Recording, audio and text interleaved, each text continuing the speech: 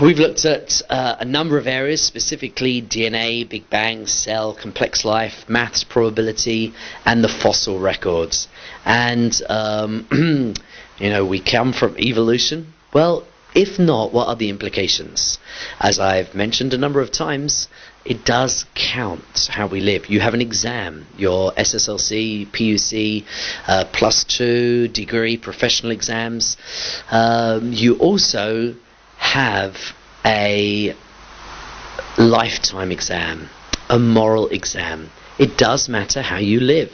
People call it karma, justice. There's different names, but it all comes down to the same thing. It does really, really matter whether we're patient or not, whether we're self-controlled or not, whether we are kind and forgiving, generous or stingy, lazy person or a disciplined person. It does matter. It affects us forever. We should think about these things and take these things very seriously.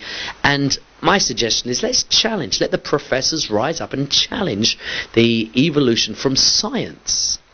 Let there be debate in colleges from the science. And if you can't understand it, don't accept it. Let's go back to high school. And did we really understand it? Did it make sense? Was there a gap? Let's challenge it. Look at the go on Google and research these things. See if they've been disproved. Finding life in test tubes 50 years ago. Was it really? Did they really create life and amino acids? There's loads of problems which scientifically have been looked at. Let's not keep teaching the children this and making their behavior like monkeys. You can find out more on Rescue by liking Facebook page Rescue 108. You can rewatch this class, get your friends to watch it, and thank you very much for your time. Bill Gates, who pioneered the personal computer and founded Microsoft, once said, "Human DNA is like a computer program, but far, far more advanced than any software we've ever created." The implications of this statement are quite profound and controversial. It seems as if Mr. Gates is calling things in our cells information and DNA a kind of software program.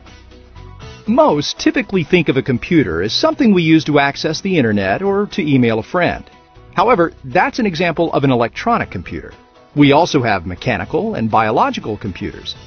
The necessary and sufficient components of any functional computer are memory for data storage, an executable program containing instructions for processing data, the processor, which executes the instructions, and the capability to produce meaningful output. Many components of cells are components of real biological computers, equivalent to the components of electronic computers. For instance, DNA and RNA can hold prescriptive information or algorithms, and proteins can be used to hold, transfer, or process data. Proteins are the output generated by the translation process of a ribosome's computer system. Scientists have also discovered something known as the interactome, which is an incredibly dynamic network used by the cell for internal communication. It's like the internet of the cell, where proteins, RNA, and DNA can stay in constant communication with each other. We also know there is a cell-to-cell exchange of information integrating our entire body.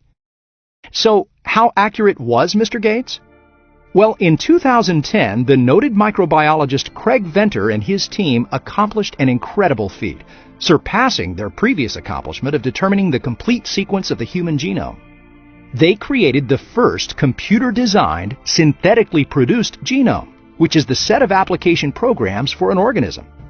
This artificial DNA had over 1 million letters of genetic code that were then read, processed, and executed by the computer systems in the target cell's nucleus. Thanks to Venter, these biological computers are no longer theoretical. They are experimentally verified. In an interview, Venter stated, "Life is basically the result of an information process, a software process. Our genetic code is our software, and our cells are dynamically, constantly reading that genetic code." When cells were discovered over 300 years ago, it was thought that the structure of a cell was very simple. With the inventions of the electron and proton microscopes, we now have a much clearer understanding of the intricacies of life. The cell is an extremely efficient and well-networked computer system with thousands or even millions of processors and billions of bits of information. Cells are the structural and functional units of all living organisms. Some organisms, such as bacteria, are unicellular, consisting of a single cell. Other organisms, like humans, are multicellular, having many cells.